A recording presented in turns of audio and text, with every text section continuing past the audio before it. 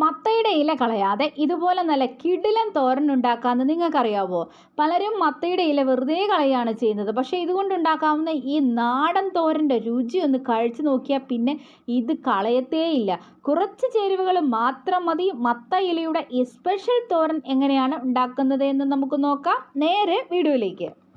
ഞാനിപ്പോൾ ഇവിടെ കുറച്ച് മത്തയുടെ ഇല എടുത്തിട്ടുണ്ട്. അപ്പോൾ ഇത് ഒരുപാട് മൂത്ത ഇലയൊന്നുമല്ല, കുറച്ച് ഇളത്തയായിട്ടുള്ള ഇലയാണ്. അപ്പോൾ കറി വെക്കാൻ എടുക്കുമ്പോൾ മൂത്ത ഇല എടുക്കരുത്. ഈ ഇല ഞാനിപ്പോൾ നന്നായിട്ടൊന്ന് കഴുകിയെടുത്തിട്ടുണ്ട്. അപ്പോൾ ഇതിൽ ആ വെള്ളത്തിൻ്റെ അംശം ഉള്ളത് കൊണ്ട് തന്നെ നമുക്കിത് കറി വയ്ക്കുമ്പോൾ ഒരുപാട് വെള്ളത്തിലായി പോകും. അതുകൊണ്ട് തന്നെ ഇതിലുള്ള ആ ഒരു വെള്ളം നന്നായിട്ട് കളയണം. അപ്പോൾ ഇതുപോലൊന്ന് കഴുകിയ ഇല ഒന്ന് ഇതുപോലെ വെച്ച് കൊടുക്കുകയാണെങ്കിൽ ആ വെള്ളം ഇതുപോലെ ഊർന്ന് വരുന്നതായിരിക്കും. അപ്പം വെള്ളം മുഴുവനും പോയതിന് ശേഷം വേണം നമ്മൾ ഇല അരിഞ്ഞെടുക്കാനായിട്ട്.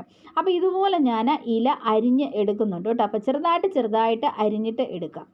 ഇല മുഴുവനും ഇങ്ങനെ അരിഞ്ഞ് എടുത്തു. ഇനി നമുക്ക് ഇതിലോട്ട് വേണ്ടുന്ന കുറച്ച് ഇൻഗ്രീഡിയൻസ് എന്തൊക്കെയാണെന്ന് പറയാം.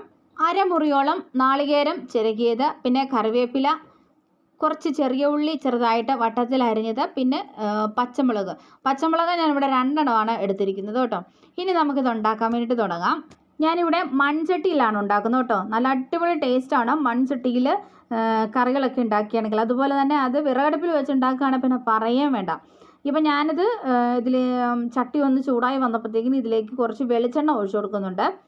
എന്നിട്ട് കടുകിട്ടൊന്ന് പൊട്ടിക്കുന്നുണ്ട്. അതിന് ശേഷം നമ്മൾ അരിഞ്ഞ് വെച്ചിരിക്കുന്ന ചെറിയ ഉള്ളിയും കറിവേപ്പിലയും അതുപോലെ തന്നെ മുളകും എല്ലാം കൂടെ നമുക്ക് ചേർത്ത് കൊടുക്കാം. അത് ഇതുപോലൊന്ന് വഴന്നു വരുന്ന സമയത്ത് നമുക്ക് ഇതിലേക്ക് ഇനി മഞ്ഞൾപ്പൊടി ചേർത്ത് കൊടുക്കാം. അതിനുശേഷം തേങ്ങയും കൂടെ ചേർത്ത് ഉപ്പും ഇട്ട് നല്ലതുപോലെ നമുക്കൊന്ന് ഇളക്കി ഒന്ന് വഴറ്റിയെടുക്കാം കേട്ടോ.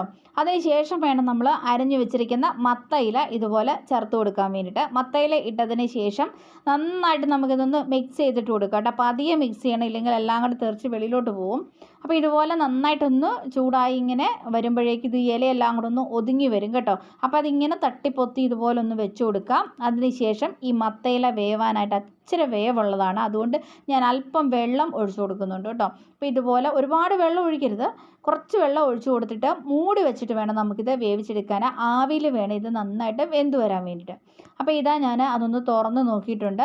അപ്പോൾ നമ്മൾ ഒഴിച്ചു കൊടുത്ത വെള്ളമൊക്കെ ഏകദേശം ഒന്ന് വറ്റി വന്നിട്ടുണ്ട്. മത്തയില നല്ലതുപോലെ വെന്ത് വന്നു. നിങ്ങൾ നോക്കിയേ, മത്തയില നന്നായിട്ട് വെന്തിട്ടും അതിങ്ങനെ ഒട്ടും കുഴഞ്ഞു പോകാതെ നല്ല അടിപൊളിയായിട്ട് തന്നെയല്ലേ കിടക്കുന്നതെന്ന് നോക്കിയേ.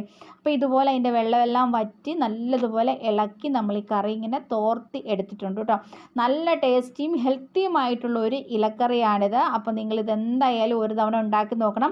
എന്തുമാത്രം മത്തയിലയാണ് നമ്മൾ വെറുതെ കളയുന്നത് അല്ലേ? പലർക്കും ഇതറിയത്തില്ല. മത്തയിലയൊക്കെ തോരൻ വെച്ച് കഴിക്കുന്നവരുണ്ടോ എന്ന് തന്നെ സംശയമാണ് ഇന്നത്തെ കാലത്ത്. അപ്പോൾ എന്തായാലും എല്ലാവരും ഇതുപോലൊരു തോരൻ ഈ ഒരു ഓണക്കാലത്തൊന്ന് ഉണ്ടാക്കി കഴിച്ചു നോക്കുക. എന്നിട്ട് നിങ്ങളുടെ അഭിപ്രായങ്ങളും നിർദ്ദേശങ്ങളും ഒക്കെ അറിയിക്കാനായിട്ട് മറക്കരുത്. അപ്പോൾ ഇതുപോലെ നല്ലൊരു വീഡിയോയുമായി തൊട്ടടുത്ത ദിവസം വീണ്ടും കാണാം. അതുവരെ എല്ലാവർക്കും താങ്ക്സ് ഫോർ വാച്ചിങ്.